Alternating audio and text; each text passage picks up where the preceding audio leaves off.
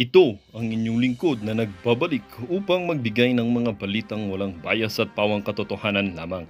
Ito ang Bayang Pinas. Ang isyong ito ay naging usap-usapan sa buong bansa at iba't ibang social media platforms. Ngunit bago tayo magpatuloy ay tayo muna ay magbasa ng mga komento, opinyon at hinaing ng mga taong bayan at ng mga netizen. Tugma yung mga pelikula niya na lagi siya kontrabida sa buhay niya ngayon. Di tulad nila Joma at Robin, mga leading man, mga matitino, just opinion lang. No to Fernandez sa eleksyon 2025. Ano kaya kung mayroong resource person na maghamon sa mga ugok na tuwadkom na ito ng barilan na lang agad? Para lang tumino ang mga ito at maisip nila na wala palang gamit ang natatanggap nilang bayad sa kanila na iiwan lang nila sa mga asawa nila at sigurado iba pa ang mag-e-enjoy. Ang hirap palang magpa-picture kay PRRD at mapaimbestigan ka tuloy ng Congress. Not worth it having Quadcom in this Congress. First, wasted of money from our taxes to paid off. Them instead ginamit ang pera na pagpapalago ng ekonomi ng bansa, pulpul to Quadcom. Dan Fernandez, you are putting words into somebody's mouth. Very obvious kayo dyan, as if kung sino kayong malinis. Manalamin ka muna, kilala kayo ng taga Laguna. Mag-bolstar ka na lang, bagay sa inyong personalidad. Hindi ba alam ng Quadcom na ito na marami ng galit sa kanila na sa pinaggagawa nilang ito? Sabi nga, ang gulong ay bilog minsan sa ibabaw ka, pero hindi ka palagi nasa ibabaw ka. Kaya sana mag-isip-isip na sila. Nakakasakit ka sa tainga yung paulit-ulit na mga tanong mo na pinalakabas, mamamatay tao lahat ng pulis. Tama na, kahit anong gusto nyong palapansin na masama ang mga Duterte, tila pa rin gusto ng mga mamamayan. Well, para nga sa kabuang detalye at impormasyon ay panoorin na lamang ang buong video at salamat na rin sa ating mga solid viewers sa walang sawang pagsuporta. At kung bago naman sa ating channel ay syempre, huwag kakalimutang mag-subscribe, pindutin ang notification bell, piliin na rin ang all upang laging maging updated sa mga balitang bago, totoo at walang bias. Dito sa channel ng Bayan, ang Bayang Pinas. Huwag din pong kakalimutang mag-iwan ng like at i-share ang ating mga videos. Muli po mga kaibigan, maraming salamat and God bless!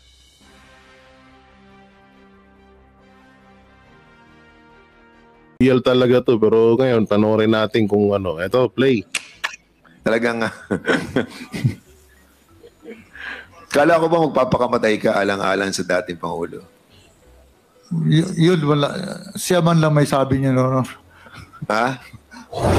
Parang sinasabi mo, nagsisinungaling na si former president. Di ba? Tayong lahat ngayon, Honor, anong sabihin niya? Mahirap talaga tanungin ang mga sinungaling. Ano? Kitang-kita naman yung lawyer. Doon pa lang no? Pag-aalataan mo na talaga itong mga to na akala mo mga perfectong tao no? LP sa dating Pangulo. At sabi mo nga kanina, kapag isa na lang silang mukha i-offer mo yung buhay mo. Tama ba yung pagkakaintindi ko? Yes, Your Honor. Ganun ka ka-loyal, di ba? Kanina I was about to ask Mr. Sani Benaventura. Matagal po kayo kay former president, no? At yes, Your Honor. Ilan na po yung napatay niyo po? Isa lang po. Sa buong buhay niyo? Nakasuhan na po ako sa Napolcom. Nakaswab ako matagal na po yun, mga 1987. Hindi pa mayor Mayor Duterte. Hindi pa siya mayor, mayroong police assistance, may nabaril po ako na batay. Kinasuhan po ako sa Napolcom Administrative. Bakit niyo po napatay, Mr. Sani? Extortionist po. Extortionist? Yeah po. At because of that, can you kindly tell us the whole story? Yun po, na may nagtawag ng police assistance, pinuntahan namin. May baril talaga, Your Honor. Saan kayo naka-istasyon during that time? Sa police station, Your Honor. Oo nga po. Saan nga po? Barag si Fernandez mo. Saan po kayo naka-assign? Sa police station po. Totoo naman so ba-assign yung mga police? Di sa police station lang naman sa hardware. Ay, itong mga... Ay, naku po, nakaka-stress kayo mga congressman kayo. Saan kayo na-assign? Ano? Barag si Fernandez ba? Police station. Sasa po. Sa Sasa, ayun. Sasa Police Station. Kala ko sa police station. So sa Sasa Police Station kayo naka-assign. Yes, Your Honor. Kung saan doon din na-assign si Colonel Garma, di ba? Yes, Your Honor. At yung pong responding nyo ay kayo ang head ng Sasa Police Station nung mapatay nyo po. No, walang, Your Honor. Anong rango po nyo during that time? SPO3? SPO3. SPO3. Yes, Your Honor. Okay, at year ano po yan? 19 na lang po. I think 87, Your Honor, 87. At tingin nyo, yun po naging caliber nyo. O yun ang naging tinatawag nating isang quality. And that's the reason why you were hired by the former president. Am I correct? Hindi naman siguro, Your Honor. Ay, anong quality nyo po? Trabaho lang po yun na police assistance. Bakit po kayo kinuha? Hired. Paano sinasabi mong hinired Fernandez? Pulis yan. Natural talagang may mga mission na ganyan yan. Mga tanungan, pang boplak lang no? Boplaks ka ba? Ni former president, ano po yung quality nyo na nagustuhan niya? Pati ba Naman naman naging imanan siya ng pulis, ako ang ibinigay, Your Honor. Ako ang i-assign. And then, after that, kayo na yung nagustuhan niya for 20 years. Siguro. Oo. Driving. At isa lang ako napatay nyo, but according sa kay former Secretary de Lima, ilan po yung 7 po ba yan? Tapos yung witness si De Lima. Gago! Nakakabobo no? Ayot na yan, kukuha ka ng witness, convicted. Hindi, ito na lang common sense na lang mga kabanateros. Biruin mo, kukunin nilang witness, yung mga galit kay malamang sasabihin ng iba dyan, malamang Sir J, galit talaga sa Duterte kukuning witness dyan para magsalita. Hindi kasi ganito para magkaroon ng katotohanan yung isang pinag-uusapan na isang kaso, dapat ang witness dyan ay talagang alam mo yun, yung tipong yung katulad dito, no? Ito kinuha nilang witness isa ni Buenaventura, no? Kasi dito malalaman talaga natin kung anong totoo. Kaso si De Lima, alam naman natin sa panahon ni PRRD, ni dating Pangulong Rodrigo Duterte, nakulong yan. So syempre, ano pa ba lalabas sa bunganga niya? Alangan naman na gawin niyang anghel si PRRD. Alangan naman na gawin niyang mabait si PRRD sa niya. Syempre, hindi. Ganun. Common sense ba? Ngayon, ang pinakamalupit pa dito is pinapaniwalaan nila yung mga pinagsasabi nitong mga convicted na to. O katulad na lang ni drug lord na si Espinosa. Diba? Anong doon? Kaya nga dito na sa totoo lang, no, sukang-suka na ako dito sa issue ng ng Quadcom na to. Ng dito ng mga kongresista na to kasi paulit-ulit lang Ito po yung listahan na sinasabi nyo na what you call this na involved si Mr. Sani. Ito pa pala, no, bago natin tuloy yung video, diba nung nakaraang mga video ko, sinabi ko nung paglagyan ni De Lima, sabi ko ay gagamitin to gagamitin to labang kay PRRD. Kaya pinalaya to. Hindi nga ako nagkamali, diba ganun yung ginawa? Gago! Kasama pa si Chisel Jokno. Natatakbo daw tong party list. So magiging isa sa mga baby crocodile to.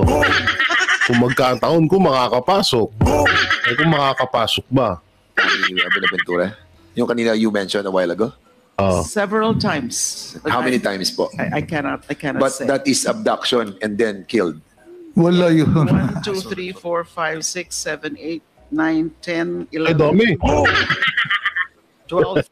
Sabi ni Sunny Buenaventura, sabi ni Dan Fernandez, ilan na napatay mo? Sabi ni Ventura, isa lang po. At nandun naman, naka-record naman yun. Tapos dito sa hawak na ebidensya kuno ni De Lima is nasa 20 plus. Gago! Grabe talagang planado 14. At least 14 14. cases of abduction before Then killing. killed. Yes, I just remember it's also, I think, in the affidavit of Mr. Las Cañas that yung abduction was actually suggested by Makasait, Major Makasait, para daw ho ma-soften yung media impact kasi kapag nawawala lang, ganun lang, mawawala. And then, so it's not really reported by media. Hindi katulad ng outright killings or massacre, ay really report yung iba sa media. So kaya abduction, then killing. Yes. Ay, siguro, i-amend ko po yung question ko. Kasi ang tinanong ko po sa inyo kung ilan na po yung napatay nyo. Ilan na po yung na-abduct at napatay nyo po? Well, wala, dito ko kasi busy po ako sa trabaho ko as driver security. Opo. Doon po ko, Your Honor. Hindi ba niyo pwede iwanan ko yung magpuan ako dyan, magpunta ko lang ibang trabaho. Doon lang po ako. Tama naman. Ang ibig sabihin dito ni Sunny, ang trabaho niya is security driver. So, parang napaka-posible naman ata na iiwanan niya yung amo niya na siya ang driver at security nito, tapos sasama siya sa mga tukang-tukhan. Sa mga tukang-tukang, di ba? So parang napakalabo nga naman nun. Napakalayong isipin naman ata nun. So, Pero hindi ako... kanina po may binabanggit po kayo na ang daming minention po ni Congresswoman Jinky Luistro about the personalities that she mentioned. Halos lahat kilala po ninyo eh. Yung sa Heinous Crime Task Force saka yung sa Anti-Crime Task Force. Kilala niyo po lahat yung binabanggit. Yes, sir. Kapwa pulis ko yun. Were you a part of that group? No, Your Honor. Pero driver ka, di ba? Driver, bodyguard. Hindi man yun sila sa amin, Your Honor. Part sila ng police investigation. Kaya nga, I understand that. Pero Yes, sir. ikaw, andun ka kay former president. Yes, Your Honor. At bilang nandun ka, nakatuto ka talaga kay presidente, Yes, bilang Your driver Honor. and bodyguard. Yes, Your Honor. And at the same time, kilala mo lahat itong mga nandito sa mga grupong to. Yes, Your Honor. Why? Kapwa pulis ko, Your Honor. Halos lahat dyan sa Lahat ng itong DCPO. polis na binanggit niya kanina, taga Davao. Sorry po. Lahat itong binanggit ni Congresswoman Luistro kanina, taga Davao. Yes, Your Honor. And kilalang-kilala mo sila lahat. Yes, Your Honor. Okay. Lahat dito binabanggit na alam nila ang tungkol sa DDS. Si Matabato, si Sherto, si Garma, si Leonardo. Halos lahat sila. Even the president knows about the DDS. Pero ikaw hindi mo alam. Hindi na. Po ko yung DDS, Your Honor, yung media ang nagkuhan ng DDS. Hindi. Nagpangalan It was- ng DDS. totoo naman eh. Kasi nung panahon na to na alam niyo, tutusin sa dilawan naman ang galing to itong usaping DDS. Usaping itong usaping DDS na to na tinatawag nila na Davao Death Squad, no? Una-una, media lang din naman nagpaugong niyan sa pamamagitan ng pamamagitan ng mga dilawan. Alam naman natin ng mga panahon na mortal na kalaban ni PRRD, Dilawan, tsaka Pinklawan. So ngayon, tatlo na. Dilawan, Pinklawan, tsaka Pulangaw. Gago! Ngayon yun, hindi totoo naman sinasabi dito ni Buenaventura. It was testified by Si the Matabato siya. Wait. Sorry po. It was testified by the president that he created the DDS and he formed a 7 men, di ba, doon sa grupong yun. So binanggit niya yun.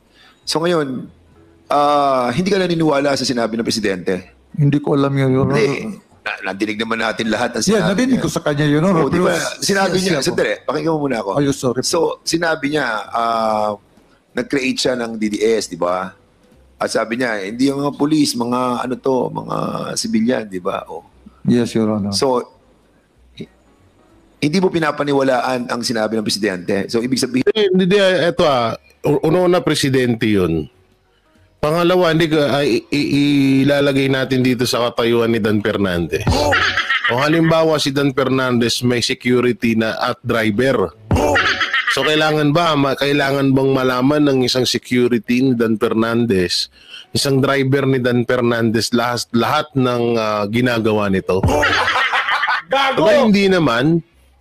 Kaya kung pag-ano nyo, napakabubong katanungan to. nagsisinungaling siya kasi hindi ka naniniwala dun eh. Hindi, Your Honor. So, hindi ka naniniwala dun sa sinabi ng presidente? Hindi, Your Honor. So, walang DDS? Wala sa akin, Your Honor. Wala. Talagang... Kala ko ba magpapakamatay ka alang-alang sa dating Pangulo? Yun, wala. Siya man lang may sabi niya, Your Honor. Ha? Si Presidente nagsabi siya ang makapag-explain noon, Your Honor. Tama. Okay, so... Tama. Totoo yun. No? Sinabi ni PRRD yun, siya mag-i-explain nun. Mukhang hindi ka magpapakamatay talaga sa kanya. Iba yun. Hindi ka talaga magpapakamatay sa kanya. Dahil ngayon lang, parang sinasabi mo, nagsisinungaling na si former president. Eh. Di ba? Tayong lahat na, Your Honor. Anong sabihin niya? Ano? Siyempre, tayong lahat makinig sa kanya. So, Pati ako, Your Honor. ano yung ganun-ganun? Minsan, Alam mo, hindi natin alam kung anong kanya. Sani, nagsisimba ka naman linggo-linggo. Ano pati ba naman? Walang niya, pati ba naman yung pagsisimba, dinamay mo na. Ayop naman to si Boldstar to eh. Si Dan Fernandez. So, ibig sabihin, pag hindi ka pala simba, makasalanan ka, ganun. Kaya ako ilang taon na akong di nagsisimba eh. Tuwing may binyagan lang sa akin, nakuha akong ninong, doon ako nakakapagsimba. Okay lang po ako, Your Honor. Na nanalangin ka sa Ama na lumikha ng langit at lupa at lumikha sa naging pari na si Dan Fernandez ah. Nagseremonya na sa loob ng Quadcom. Hayop na yan. buhay. Just nag-pray ako directly. At sa harapan ng ating Ama na nakikita tayo sa ngayon. Uy, ano yun? May narinig ako ah. Ang Diyos niya si Kibuloy. Narinig niyo yun? Ulitin natin ah. Just nag-pray ako directly.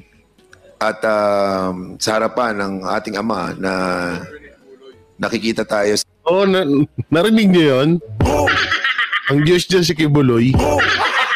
Gago! Sino nagsalita nun? Tarantadong yun ah.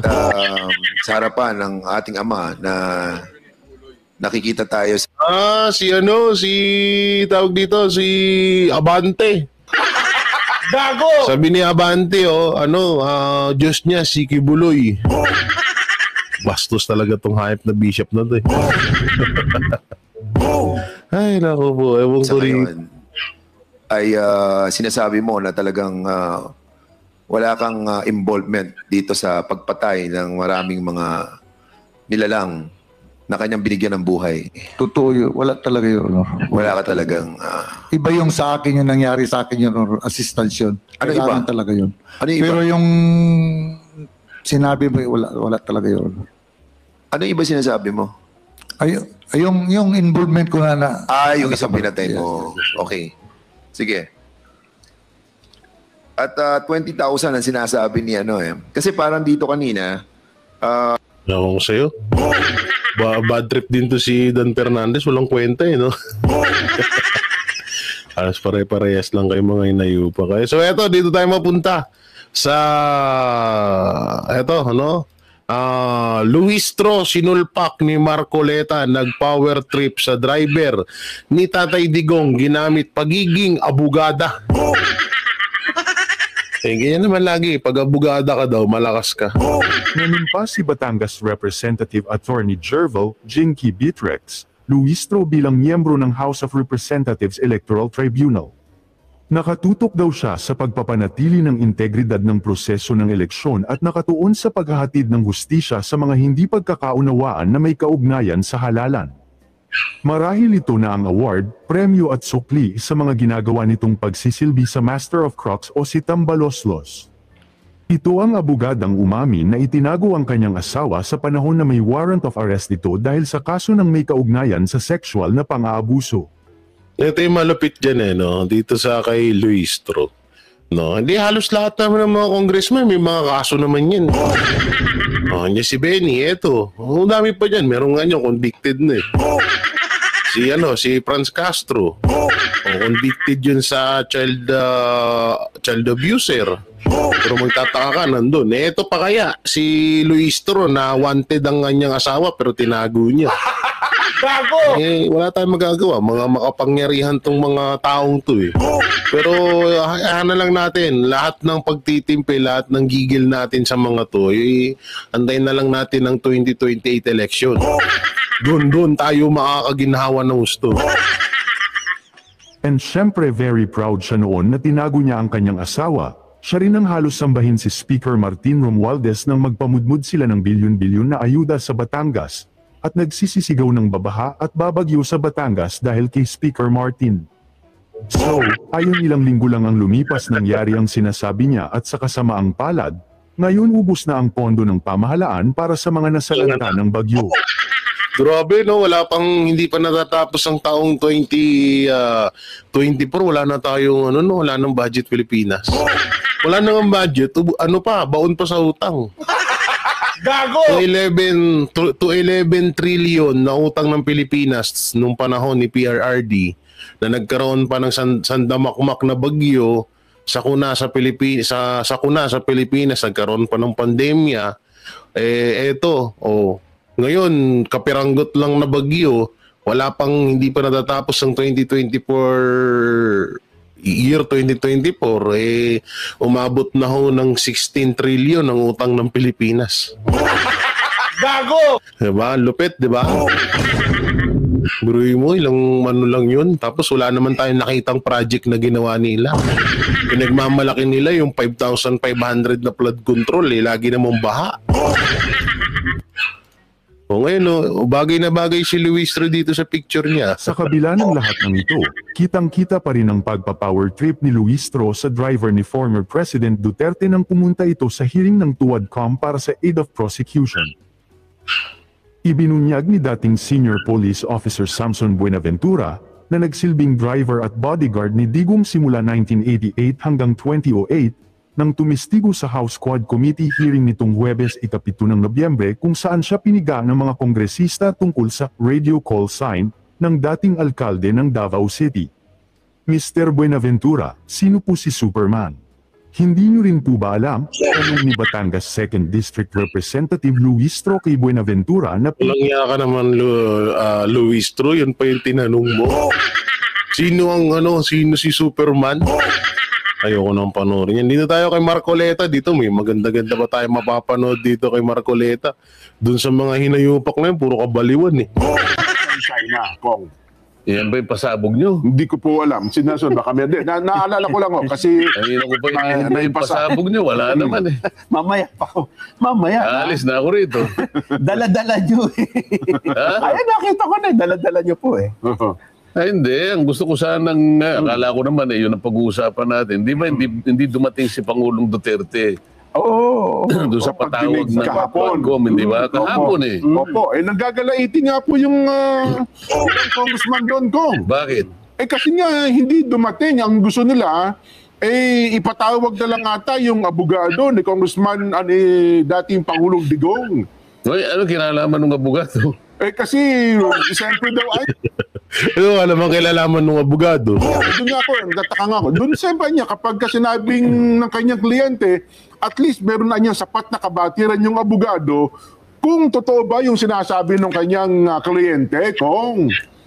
Hindi ganun yun. Hindi ba? Ang abogado, kapag yan ay in-engage ng isang kliyente, ahente lang siya. Yun, tama. Representative lang siya. Mhm. Ano man ang kanyang isusulat nang galing doon sa principal. Yes, Tama. kanyang kliyente. Ang ipinagsisintir nila yata kasi doon sa unang sulat, sang-ayon sa pagkakasulat ng abogado ni dating Pangulong Duterte, ay ipagpaumanhin po ninyo at hindi makakadalo ang aking kliyente sang-ayon sa kanya sapagkat kailangan niyang magpahinga dahil kagagaling niya lamang po sa Maynila. Yan. Hayaan po ninyo sa mga susunod na pagdinig, kami po ay dadalo. Parang ganon. Tama po, tama po. So, Tama naman. yung sulat na yon nanggaling sa principal. Meaning to say, si Pangulong Duterte. Tama po. Ngayon, sumulat uli ngayon sapagkat umaasa nga dahil nga sa commitment na sa mga susunod na pagdinig, dadalo, hindi dumating, may kalakip na naman na sulat. Na dito sa sulat na nito ay sinabi, kami po ay sang-ayon po sa pakikipag-usap ko sa aking principal, sa aking kliyente, ay hindi po siya makadadalo dahil po sa mga sumusunod na mga kadahilanan. Yan. O ano ba yung sinabi niya, Jen? Well, Ang sinabi niyo doon, hindi siya Meron siyang inilinyang mga dahilan. opo. Ngayon, kaya natin sinasabi yon, ang abogado, nagawa niya yung sulat na yon, base rin doon sa kanyang pahayag ng kanyang kliyente. doon sa kautusan na ibinigay o pahayag ng kanyang kliyente, ito nga yung dating Pangulo. Rodrigo Duterte. Yes po, tama kayo. Ngayon, nakapaglatag sila ng kadahilanan. Ang una yata ang kadahilanan, nabasa ko lang yung dyaryo. Sabihin mo kung nagkakamali ako, hindi, sa dyaryo ko lang nakuha ito. ang unang dahilan ay nakalagay, the former president is doubtful as to the Quadcom's integrity, independence, and probity to conduct legislative inquiry in aid of legislation. Yun ang una. Okay, opo. Itagalog mo yun, Nelson. ay doubt, merong May pagdududa. Oo, kung Oo. totoong Hindi ako kasi para sa akin hindi na kailangan pa talaga. Ako tutol ako diyan na dadalo si PRRD sa Quadcom sa hearing na yan. Huwag na. Hindi na kailangan kasi una-una nailabas na ni PRRD or nasabi na ni PRRD sa Senate hearing. So ano pa ba? Kasi sabi nila Dan may 20,000 questions pa daw sila. So biro mo, ang dami nun. So saan galing lahat yun? Samantalang naitanong naman na lahat yun, yung mga tatanong nila ay naitanong na rin sa Senate hearing. At napakalinaw naman ng mga kasagutan ni PRRD doon. Ngayon, ang gusto lang kasi dito ng gawin ng mga congressman na to ay talagang sirain at babuyin nila si PRRD. Yun ang gusto nila dito eh. Yun ang gusto nila. Gigil na gigil sila eh. Siyempre, sabihin ba naman kung meron man nag-uutos sa kanila, sabihin ba naman, ba't parang natatakot ba kayo kay PRRD? Harapin nyo, pilitin nyo makapunta dyan. Tapos durugin nyo para sa akin. May additional 10 million kayo. Gago! Diba? Pwedeng mangyari yung gano'n. Pero para sa akin, wala na. Tama naman yung sinasabi ng mga eksperto dito na hindi na kailangan pang dumalo ni PRRD dyan sa Quadcom na yun. Pero syempre, kung sa oras man na mapag-isip-isip ni PRRD na dadalo siya, susuportahan pa rin natin yan, syempre, di ba? Pero para sa akin, hindi na kailangan. Tsaka, ano bang meron sa Quadcom na wala sa Senate hearing? Una-una is national ang Senado ang Senate hearing na madihamak na mas mataas pa dyan sa Congress. So ano bang meron sa mga kongresista na wala sa Senate hearing? Na bakit kailangan pang patawag nila doon si PRRD para saan? Nasagot naman ng lahat ni PRRD yung katanungan. Gago! Ngayon, eto. Bakit hindi ibinigay or hindi nagbigay ng suggestion yung mga congressman doon sa Senate hearing?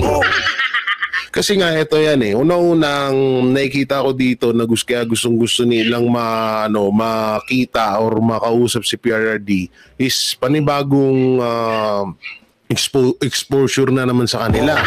So mapag-uusapan na naman sila. may makikilala at magiging basura na naman yung pangalan nila, pakalat-kalat. So isa yan gawain naman ng mga politiko yan na parang alam niyo yung tipong gagawin lahat para lang mapag-usapan, para lang mapansin ng mga Pilipino.